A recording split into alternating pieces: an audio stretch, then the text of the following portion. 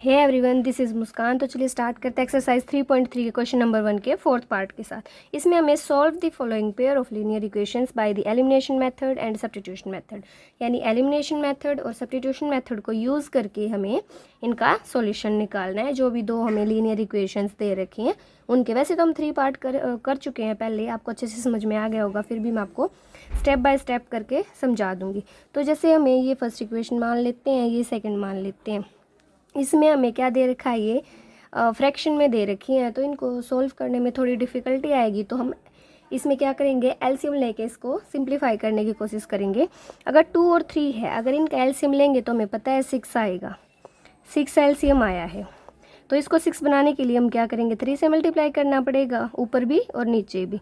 तो क्या हो जाएगा 3 इंटू एक्स, प्लस इसको 6 बनाने के लिए 2 से करना पड़ेगा, ऊपर भी और नीचे भी। तो क्या हो जाएगा, ये 2 इंटू 2y इक्वल टू -1। ये हो जाएगा 3x प्लस 2 2 जा 4y इक्वल टू -1/6। इसको क्या कर लेंगे, अब 6 को इधर लेके चले जाएंगे तो मल्टीप्लाई में हो जाएगा 3x plus 4y equals to -1 को 6 से करेंगे तो -6 हो जाएगा। इसको हम थर्ड इक्वेशन मान लेते हैं। अब सेकंड इक्वेशन को देखें तो ये भी हमें ऐसे ही दे रखी है। इसको भी करने के लिए क्या करेंगे, एलसीएम ले लेंगे। एलसीएम क्या करेंगे, इसका 3 आ जाएगा एलसीएम। तो इसको 3 बनाने के लिए क्या करेंगे, 3 से मल्टीप्लाई करना पड़ेगा।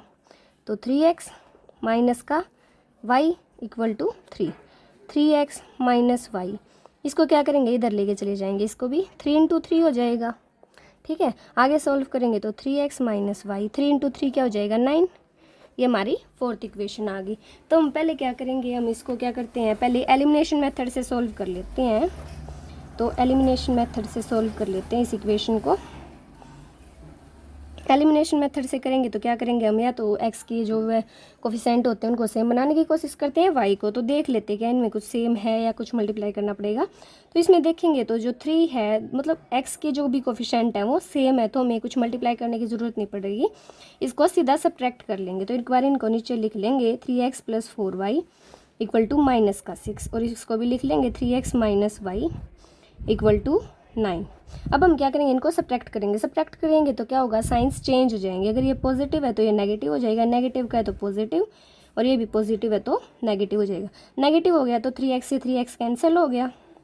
इसको किया तो ये 5y आ गया, और इसको करेंगे तो -15 आ जाएगा। y को ऐसे ही रहने देंगे, -15/5, क्योंकि मल्टीप्लाई में था तो इधर आके डिवाइड हो गया।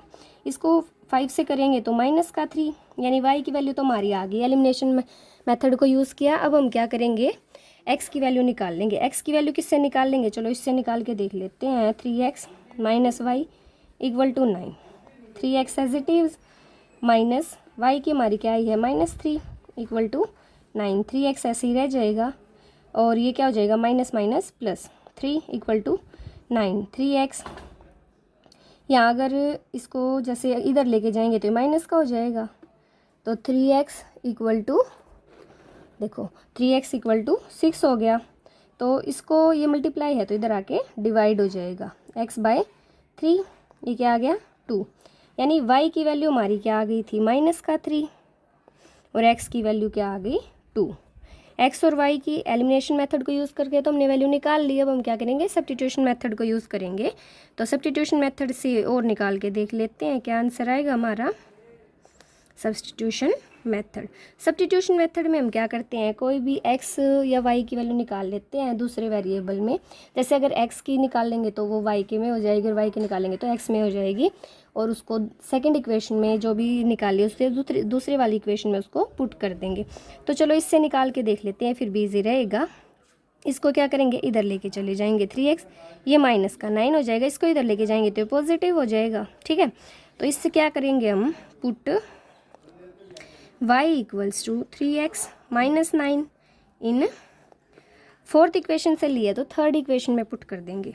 इन थर्ड इक्वेशन में इनको पुट कर लेते हैं।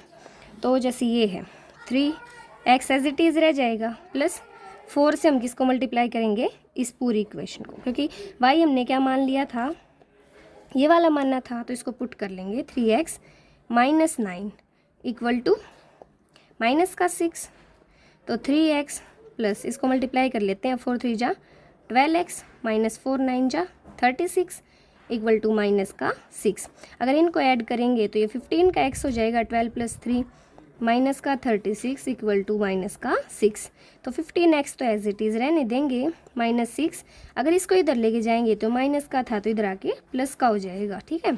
तो 15x इक्वल टू, इसको सब्ट्रैक्ट करेंगे माइनस 6 को प्लस 36 से, तो ये तो प्लस का हो जाएगा क्योंकि साइन पॉजिटिव वाला बड़ा है हमारा। तो 30x इक्वल टू 30, ये मल्टीप्लाई था तो इधर आके डिवाइड हो जाएगा। इसे कैंसिल करेंगे तो 2 पे आएगा, x की वैल्यू 2 आ गई। तो चलो एक काम तो हमारा हो गया कि हमें x की वैल्यू इस साइड भी 2 आई थी, इस साइड भी 2 आई थी, यानी अब तक हम सही चल रहे हैं। अब हम क्या करेंगे, y की वैल्यू निकालने की कोशिश करेंगे। तो इसी में पुट कर लेंगे x की वैल्यू को। y हमारी क्या थी 3x माइनस 9, तो x की वैल्यू हमारी क्या आई थी 2 माइनस का 9, तो 3 2 जा क्या हो जाएगा 6 माइनस 9, और 6 माइनस 9 करेंगे तो 3 हो जाएगा, और माइनस का बड़ा है तो साइन माइनस का रह जाएगा। तो y की क्या आ गई माइनस का 3।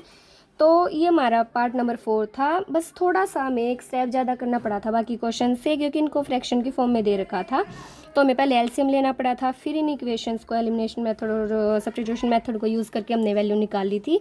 बाकी इस क्वेश्चन में ज़्यादा कुछ था नहीं, अगर आप करोगे बार बार करोगे तो ईजिली सॉल्व हो जाएगा। ये हमारा क्वेश्चन नंबर 1 था, कंप्लीट हो चुका है इस पार्ट के साथ। क्वेश्चन नंबर 2 हम नेक्स्ट वीडियो में स्टार्ट करेंगे। तब तक के लिए thank you so much and take care.